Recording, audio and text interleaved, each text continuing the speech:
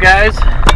It is Saturday, April 1st, and it is no joke that it is sunny outside.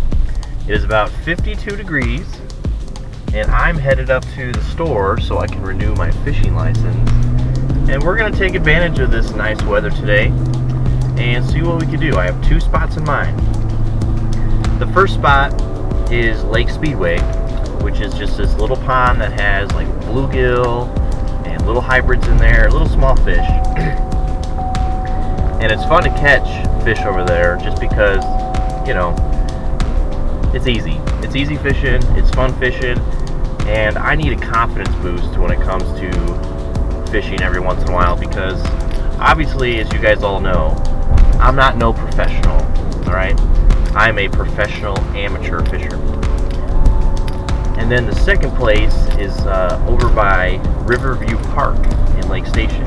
And you guys are probably pretty familiar with Riverview Park. However, I didn't know, and I've lived here forever, I didn't know that there was a little stretch of the park that goes along the river. And you can fish for bass, you can, whatever's in there, you can go for it. It's public access, so I didn't know that. So we're going to try and do that. I'm only got a few hours though because I got to spend some time with Frankie because it's nice outside, so we have to go for our walk so that way he don't go crazy, you know, because he'll just start tearing things up and digging holes, you know. So like I said, we're going up to the department store. We're going to renew my fishing license, and then we're going to head up Lake Speedway. So I will see you guys in a little bit.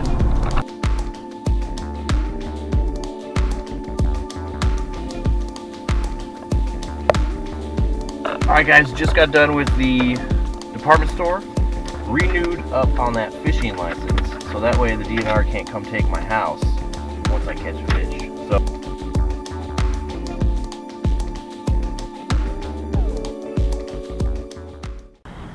just put on a little waxy. They look like waxy worms, little white worms. And so here we are, we're at Lake Speedway, as I like to call it. Right over here is Route 6, and then the Speedway is right after that.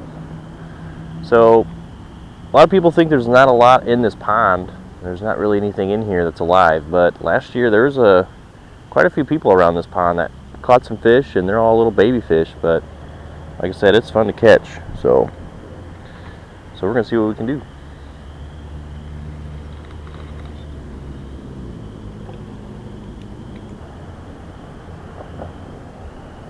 This has seriously been the best day, the nicest day since that 70-degree day last weekend. It's been rainy and cold, so it's good to see some nice weather, some sunshine. It's always good. See, last year, this little spot right here where I'm fishing at right now was like the prime, like it was the sweet spot. There were all kinds of fish going for, you know, moving around. They're all battling for like space and territory and stuff, so they were just feeding over here like non-stop. Granted, the lake's a little bit more, it's a lot higher right now. So you see them right now moving around, being all crazy. Look at all that. So back here, and then probably about halfway down was another spot where they were just being crazy last year. They were just everywhere. And there were kids across the way there by the nursing home catching fish nonstop. Just that whole section, like the midway point of this little pond here, just going nuts. Oh yeah, that's cold. I'd say about 40 degrees probably. It's definitely not warm, that's for sure.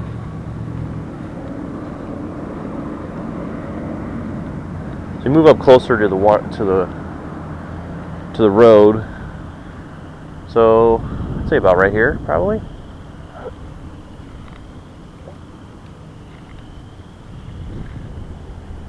Doing the old school bobber fishing because I don't have any super lightweight jigs for this kind of place, but I think, like I said, with it not being that warm outside and the water's not all that great, they're probably not going to be chasing stuff too much.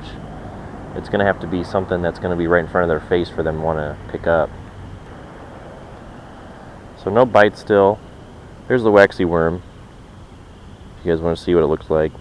There's little fake, they're fake worms. They got some scent on there so fish can smell them. Alright, let's go a little deeper out.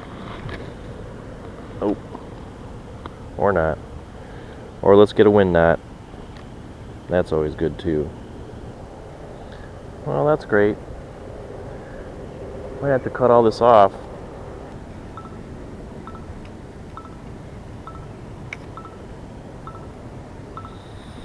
See, people want to call me when I'm doing stuff too.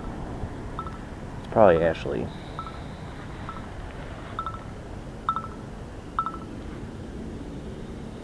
Hello? Hi. What you doing? Oh, I'm just at Lake Speedway trying to fix all my fishing stuff. What do you mean? Well, I got a huge big old knot in my line.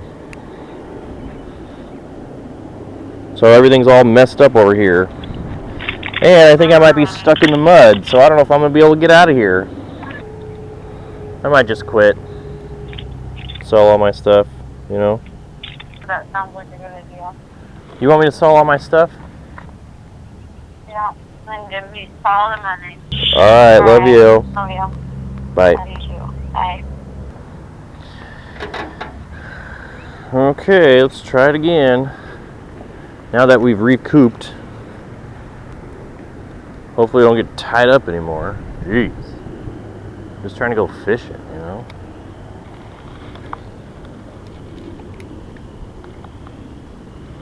Alright, it is 12:45. We have just recouped from a seriously super bad wind knot on my spinning rod here. So I'm using my Shakespeare Ugly Stick GX2. This is an ultra light fishing rod. Okay, it is only 4.5 feet, so it's not anything huge. It's just right for really light application fishing. It's really good for smaller fish, and it's still strong enough now to catch your 2, 3, 4 pound bass. I did that last year when I first got this. I just was out there testing it out, trying it out, and I got a good bite on there. Nice bass. But Ugly Sticks are known for their strength. They're really durable. They're not the most, they say that they're the most sensitive, but I mean there's a lot more rods there's a lot more rods that are out there that are a lot better as far as sensitivity goes, but for the price that you spend on one of these Ugly Sticks, they're actually really good. They're really good rods. We got some movement, guys. And nothing. They just swam right by it because it doesn't even look that good. I'm trying to give them food they don't even want to eat. My father-in-law, he's got an Ugly Stick that he's had since, he said, like the 80s. So, that's almost 30 years. Something's going on. I need to get on to where they're at.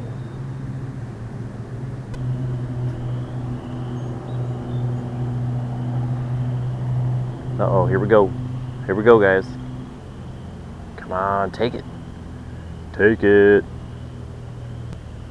They're right there.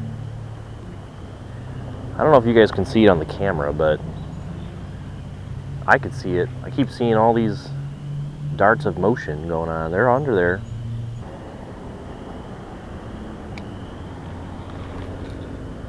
Oh my gosh.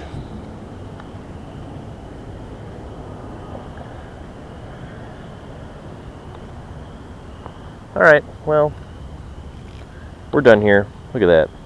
I'm done. When you get that crap going on, just tear it all out. That's kind of my fault. I should have prepped a little better, but we didn't. I don't have much time. So we're gonna end up Lake Speedway today with a loss. Lake Speedway 1, Steve 0. Alright, boys and girls, we are at our next location after a 20-minute delay of trying to get my truck out of the mud. I was able to do so because I was able to use my life thinking skills and my life troubleshooting skills to get out of the mud. So, we're good. The truck is covered in mud. The whole thing is. Look at all this mud. The whole thing. I'm covered in mud. Look at me. I look like a mess. But anyway, we're at our next spot. And I'm going to try and rebound from that disastrous mud pile we just had. Look at all this. Look at that. Caught in the mud. Just because, just caught in the mud. Anyway, we're out of the mud. We're going to go fishing.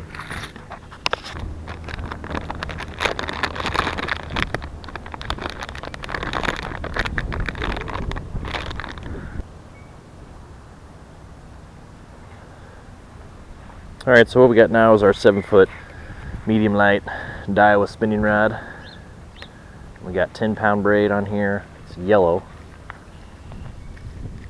because I have a hard time seeing stuff in the water, so we're just gonna do what we can do. Gonna fish nice and slow,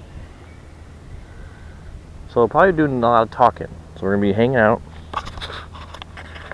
You guys are gonna get a front row view of some spinning tackle, some spinning rods, some Senko fishing. Just slightly up and down, real slow. Nothing crazy, kind of like the missionary position. Wait, what? Look how close that plane is. A lot of people playing frisbee golf around here. They're scaring all the fish away. You can hear them in the background being all crazy.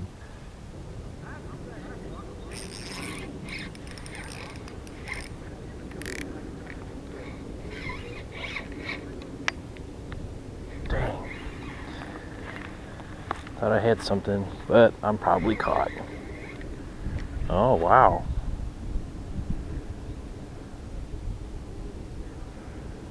Wow, whatever that was, he's down there.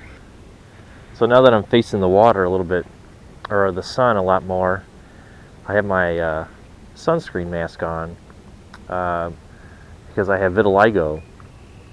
And what happens a lot is when it gets nicer out, I'll spend a lot more time outside, and in the sun people get tans. That's just part of what happens. But what vitiligo does is it loses your skin, it loses its color pigment. So instead of it tanning and becoming like a lighter brown or more like a golden color, it stays white. So any skin cells that are not affected by it, will turn brown, and the other will kind of make a lighter color. It'll stay a lighter color. So think of like a Dalmatian dog with spots. That's pretty much what it would look like if I did not try to protect my skin. This is what I'll wear when I go fishing because of the sun. And it's going to be something that I'll be sporting a lot of the time in the videos. So if you see me wearing it, you'll know why and what the purpose is behind it. Anyway, I don't know if you guys have seen the new Power Rangers movie, but that was pretty good. It was very nostalgia-like, it had a lot going for it. A lot of things I remembered, and some things I didn't from the TV show. I don't remember the stones being a part of how they became Power Rangers. I don't remember them finding stones from that lady or that whatever that thing was at the beginning of the movie. Whoa! Whoa! Did you guys hear that? Something's over here. Something's right here by me. That spooked me. I like the origin part of the show. Kind of took a little while to get going, but once it did, it was pretty good. I'm glad that they kept Kim as the more attractive Power Ranger than anybody else. So, the Pink Ranger, if you will, she was probably the cutest one. But that's not here nor there. I think the guy who stole the show though was Billy. I thought his character was played pretty well. I don't know who the actor's name is, but he did a good job of being that smart, dorky guy who's reluctant to do things but does it anyway. That was pretty much played throughout the entire movie with everything that had happened, but, with the Power Rangers back then and now, you can expect that sort of cheese. I'd say overall it was a good movie. I'd probably give it, 6.5 out of 10, probably.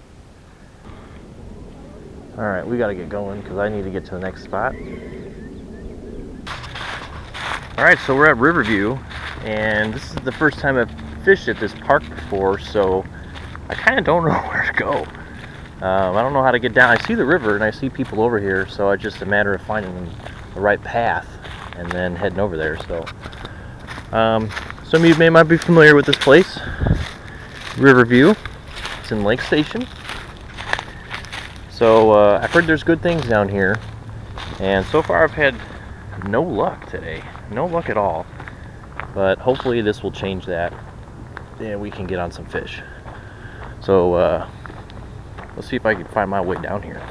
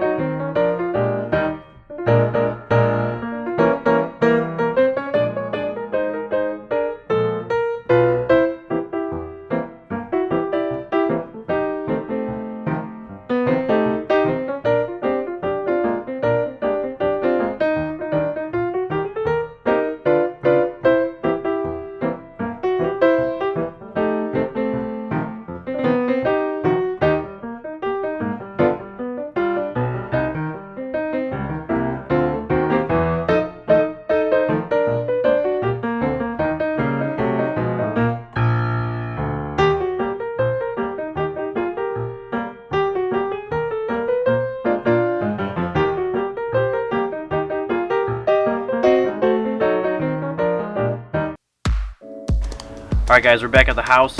It was a rough day of fishing today. It was a bunch of mishaps, hang-ups, lost lures, lost hooks, unbelievable knots. I've never seen knots that bad in some of the spinning line today, but anyway, we're gonna stick with it. The weather's gonna be getting nicer, so the fish are gonna start biting soon. If you guys have any tips or anything I should try different, let me know in the description or in the comments below. Because it seems like I need some help, and if you guys got anything that could help me catch some fish early in this cold type of weather, let me know, and I'll try those methods out and we'll see what we can catch some fish. So until next time, we'll see you then.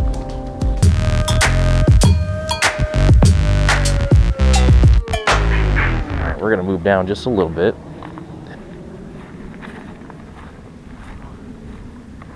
So if I were, what the hell?